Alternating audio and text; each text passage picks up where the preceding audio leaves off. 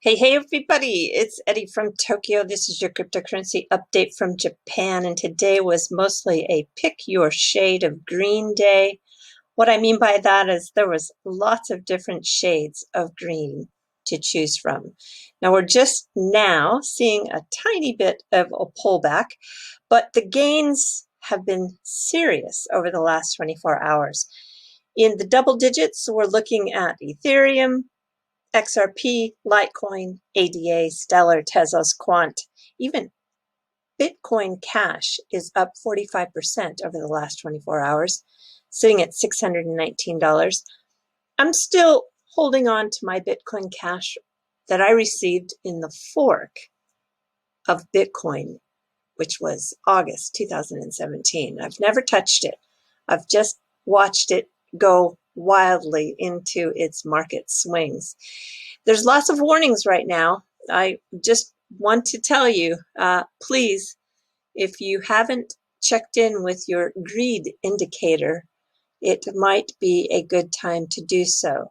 Now, I don't give advice, but I do always tell everyone it's okay to take profit because remember, this market swings wildly.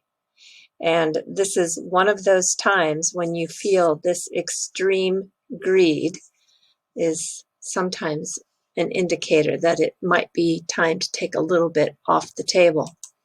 Michael Hartnett, he is the chief investment strategist at B of A in their research department. He warned in a report that Bitcoin was the mother of all bubbles. This report went out on the 7th. And the thing is we know that the market doesn't go up forever. And no one knows when we will have a pullback or when it happens, how big of a pullback it'll be. It's pretty difficult for anybody to get this correct because the world has never been in quite the same unique conditions. In his note, he did say that he expects the sentiment to keep rising over the next month or two. The Bank of America bull and bear indicator was pegged at 7.1. It's very high on Thursday, approaching that danger zone of extreme bullish sentiment, which veterans will tell you is the time to take a little bit of profit. In that communication, you'll find that he also included the major bubbles, and he takes a look all the way back to 1977, starting with gold bubble, comparing all of them. We've got Japan in the 90s, and of course the dot-com bubble everybody remembers, and the crash of 2008 in housing. And look at Bitcoin here in comparison. It's just eye-popping. So I understand why he is saying what he is saying. But Morgan Stanley, no, they're not scared, not at all. On Saturday, they took a new increased position in MicroStrategy, best known recently for holding over $2 billion in Bitcoin, upping their shares to 792,627. Oh, wow, this space is just wild. So please allow me to bring your attention to some fundamentals. This is a thread that is really wonderful by XR Patience. It's shared in the most eloquent way on Twitter because of the style that he has used. It has a graphic that corresponds with the easy to digest commentary on XRP's consensus protocol versus proof of work and proof of stake, and why Flare is superior to Ethereum for DeFi and stablecoins.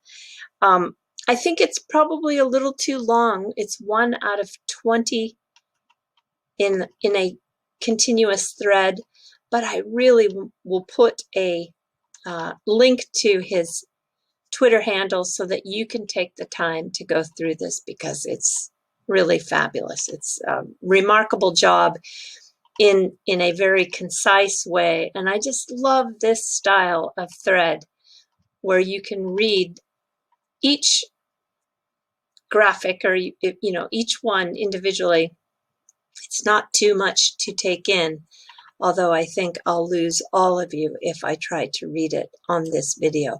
But I really hope that a lot of you will follow through and go through each of those tweets that he did.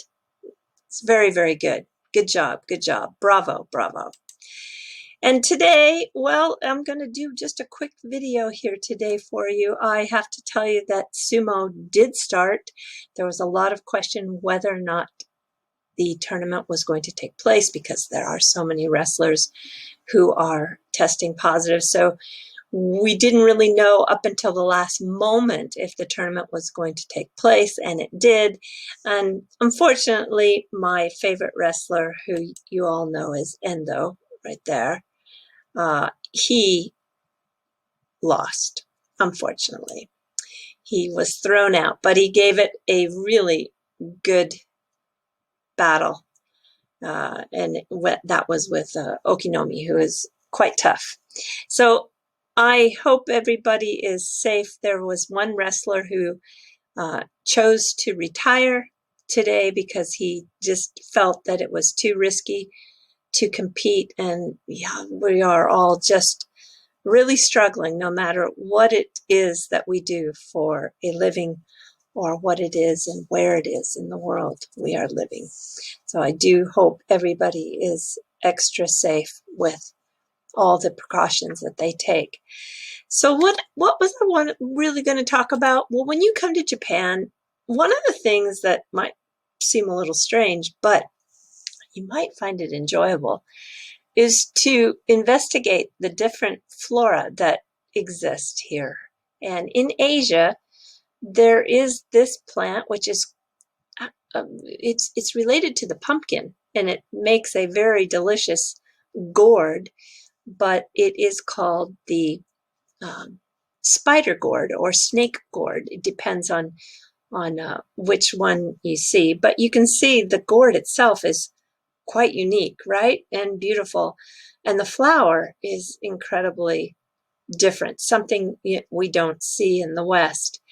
And in addition to that, you're so lucky if you even come in the middle of winter in Japan. The peony, the botan, is in full bloom from November through January. And the colors, they're huge. They're like this big. And the colors are really beautiful, from white to pink to yellow to deep scarlet red. They're so beautiful. And one of the images of winter that you see is when the botan is covered in these straw, kind of like a little tent that protects it in areas that get snow. And so the flower can remain blooming and still is hardy in the winter snow, which Japan is getting a lot of snow. I think a record amount of snow fell in Niigata yesterday. In the last 24 hours, they have received 1 meter, 3 feet of snow. It's just crazy. Well, anyways, everyone, this is just a quick video to wish everyone the best. And remember, check that greed indicator. All right, sayonara for now. Take care. Bye-bye.